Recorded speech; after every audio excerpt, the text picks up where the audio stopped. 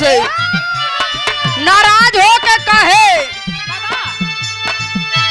बीते पत्थर पे जिंदगी हाय हाय बीते पत्थर पे जिंदगी नया राम लगता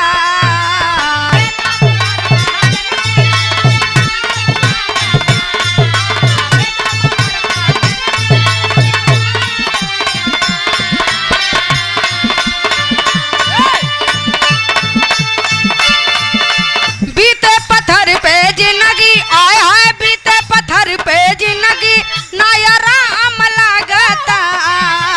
कहियाल घर बनवई बबल मुआ काम लगता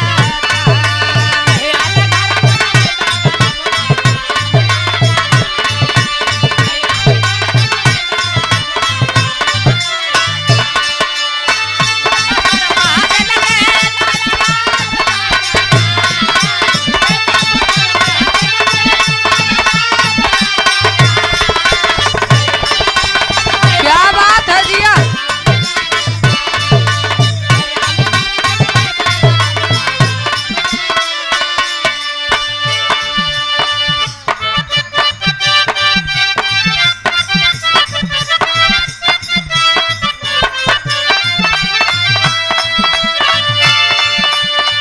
पीसी पीसी भंगिया हमरो दर्द करे हैंड बौरा बाड़े हो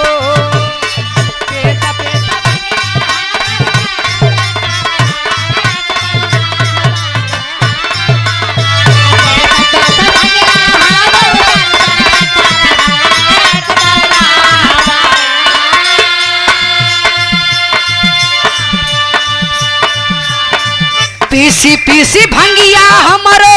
दर्द करे हैं बौरा बाड़े हो